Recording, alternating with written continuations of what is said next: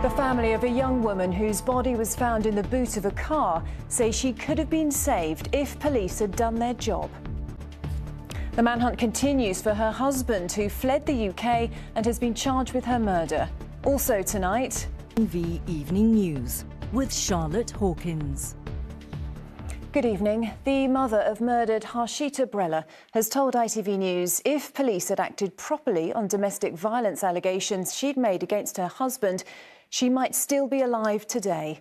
Sudesh Kumari reacted after the police watchdog said 4 Northamptonshire police officers should face a misconduct hearing over their handling of the case. Harshita was last seen alive near her home in Northamptonshire. Her body was found in a car which was dumped in East London just over a year ago.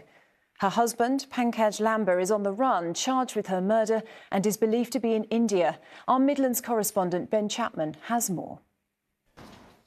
Business leaders have called on the Chancellor to take hard choices and not hit them with more taxes in Wednesday's budget. The head of the CBI told its conference that Rachel Reeves should prove the government is committed to economic growth and called for her to take tough decisions on welfare. Here's our political correspondent, Carl Dinnan. So, Carl, there's been lots of speculation. Are there any more details on what could be in Wednesday's budget? The under-fire chair of the BBC has told MPs that he didn't think Director General Tim Davies had to resign over the misleading editing of a Donald Trump speech. Speaking to the Commons Culture Committee, Samir Shah defended his handling of the scandal. The journalists who highlighted the issue and other members of the BBC board were also grilled and rejected claims of a coup within the board or of anyone playing politics. Our correspondent, Geraint Vincent, has more. At least 50 children abducted from a Catholic school in Nigeria have escaped captivity and are home with their families. President Donald Trump said today that something good may be happening over his plan to end the war in Ukraine. His comments followed the end of talks between US and Ukrainian officials in Switzerland. Ukraine's President Zelensky welcomed what he called important steps, but warned against giving away territory. Our correspondent Rachel Younger has the latest. There's plenty more to come on the ITV Evening News, including... Join me for those stories and more after this short break.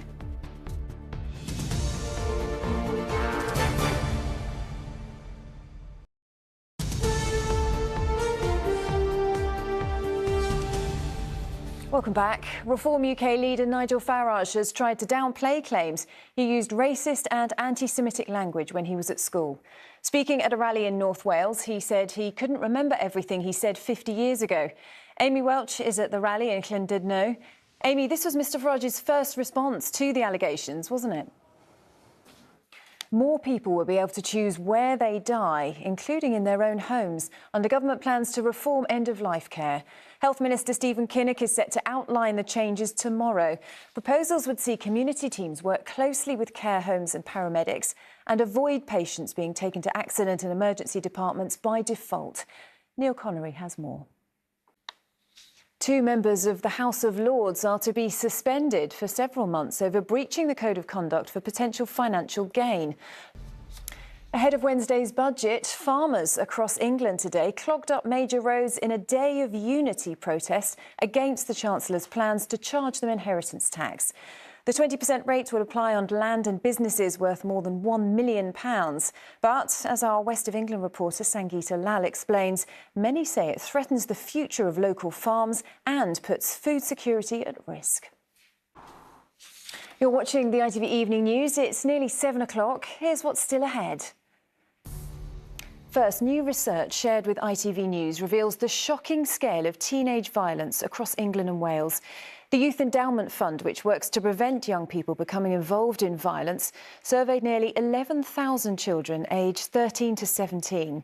It found 13% of teenagers admitted to carrying out violence themselves in the past year. 16% who'd seen real-life violence on social platforms said they'd gone on to commit violence. 18% said they had been a victim themselves, and 50% told us they had witnessed violence being committed against someone else.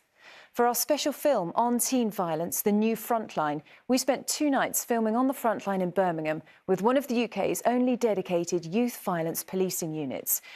We witnessed how it's become an everyday occurrence for officers to arrest young teenagers carrying not only knives, but in some cases machetes too.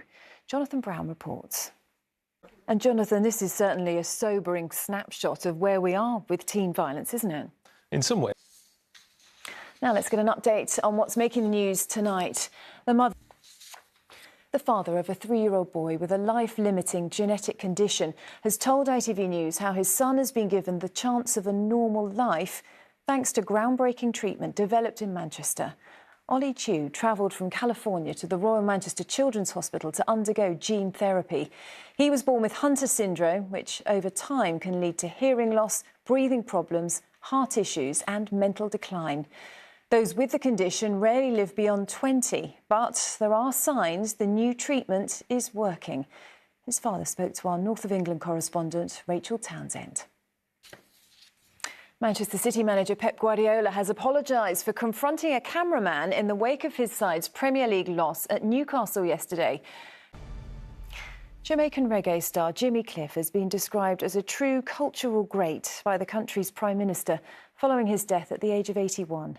The singer-songwriter helped popularise reggae music around the world with hits such as I Can See Clearly Now and You Can Get It If You Really Want, and he won 2 Grammys. He was also the lead actor in the 1972 cult Jamaican film The Harder They Come, for which he also wrote the theme song. Announcing his death, Jimmy's wife Latifah said he really appreciated each and every fan for their love. Our entertainment reporter Rishi Davda looks back at his career and his impact. Still to come on the programme. Join me and Becky for those stories after the break.